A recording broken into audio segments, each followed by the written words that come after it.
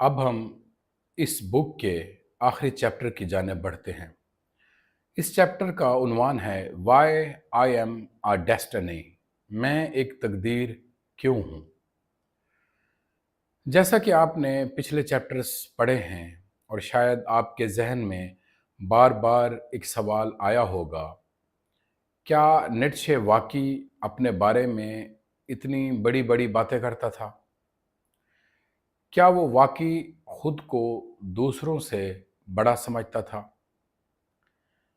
और अब जब हम इस आखिरी चैप्टर तक पहुंचे हैं, तो ये सवाल और भी शदीद हो गया है। इस सवाल की शिद्दत पहले चैप्टर्स की निस्बत ज़्यादा बढ़ गई है, क्योंकि इस चैप्टर का जो उन्वान है, टाइटल है, वो है why I am a destiny. मैं एक तकदीर क्यों हूँ। ये जुमला सुनकर शायद हर इंसान चौंक जाए कि आखिर कोई शख्स अपने बारे में ये कैसे कह सकता है। लेकिन फ़लसफ़े में अल्फाज को हमेशा उनके ज़ाहिरी मानों से नहीं पढ़ा जाता, बल्कि फ़लसफ़े में अल्फाज को उनके अल्फाज के पीछे जो शऊर होता है, जो रूह होती है, उनको समझा जाता है। जैसे एक जगह पे नीत्शे लिखता है कि आई नो माई फेट, कि मैं अपनी तकदीर को जानता हूं। अब ज़रा गौर कीजिए, वो दौलत की पेशन गोई या प्रेडिक्शन नहीं कर रहा, और यहाँ नीत्शे कोई शोहरत की, फेम की भी प्रेडिक्शन नहीं कर रहा, ना ही उसकी बात कर रहा है। वो ये भी नहीं कह रहा कि लोग मेरी तारीफ करें, बल्कि वो सिर्फ इतना कहना चाहता है या कहता है कि एक दिन मेरी भी सुनी जाएगी। उसे यकीन था कि उसके ख़यालात उसके ज़माने से आगे हैं, और यकीनन जो आगे दौर है उसमें लोग उसके ख़यालात को परखेंगे और उसके ख़यालात को अपनी ज़िंदगी में शामिल करेंगे। इसलिए वो ख़यालात उसके अपने दौर के लिए नहीं थे, बल्कि नीत्शे आने वाले ज़माने के लिए लिख रहा था। फिर वो एक ऐसा जुमला लिखता है जो पूरी दुनिया में काफ़ी फेमस हुआ। हमने पिछले चैप्टर में उसका ज़िक्र भी किया कि I am not a man, I am dynamite. मैं सिर्फ एक इंसान नहीं हूँ, बल्कि मैं बारूद हूँ। हमने इस पे थोड़ी सी डिस्कशन की थी पिछले चैप्टर में कि लोग जब इस जुमले को पढ़ते हैं और फिर इस जुमले से ये इन्फर करते हैं कि शायद नीत्शे यहाँ कोई तबाही की बात कर रहा है। लेकिन जो इशारा है फ्रीडरिक नीत्शे का इस जुमले को कहने के लिए, वो ये है कि आपको मैं ज़हनी तौर पर जो आपके ख़यालात हैं उनको गिराने में मदद दूंगा। इंसान को नीत्शे तबाह नहीं करना चाहता था, बल्कि वो उन झूठे यकीनों को गिराना चाहता था जिन पर इंसान ने अपनी पूरी ज़िंदगी तामीर कर ली थी।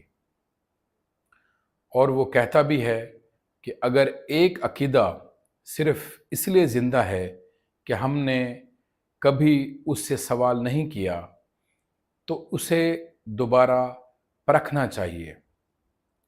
और शायद फ़लसफ़ा इसी नुक्ते की तरफ इशारा देता है, क्योंकि फ़लसफ़ा तसल्ली देने का नाम नहीं है, बल्कि فلسفہ بیداری کا نام ہے، اویکننگ کا نام ہے۔ فلسفہ آپ کو گہری نیند سے جگاتا ہے۔ نیٹشے اس چیپٹر میں ایک حیرت انگیز بات کرتا ہے۔ وہ کہتا ہے کہ I have a terrible fear that one day I shall be pronounced holy۔ یہ بہت کمال کی بات ہے۔ وہ کہتا ہے کہ مجھے ایک خوف ہے کہ کہیں ایک دن لوگ مجھے مقدس شخصیت نہ بنا دیں۔ یہ جملہ بہت گہرا ہے۔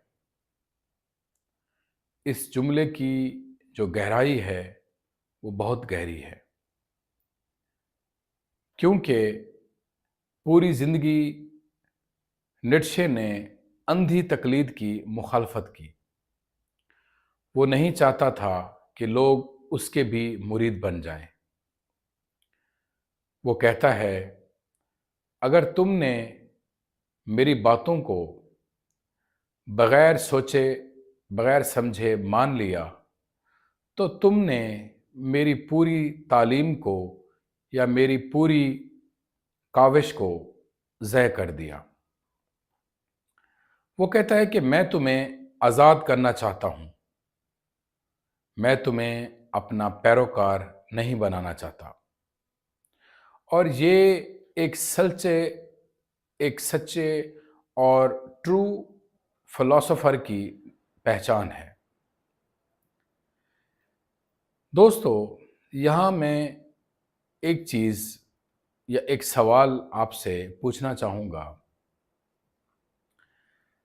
کہ انسان آخر کیوں ڈرتا ہے؟ Why do people fear? کہ لوگ کیوں ڈرتے ہیں؟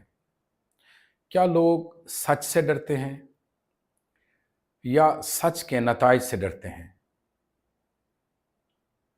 ہم اکثر حقیقت جانتے ہیں لیکن اسے قبول نہیں کرتے، کیونکہ حقیقت ہم سے تبدیلی مانگتی ہے، اور تبدیلی ہمیشہ آسان نہیں ہوتی۔ اس لیے نیٹشے کی پوری زندگی اسی دعوت کا نام ہے کہ اپنے یقین کو دوبارہ دیکھو۔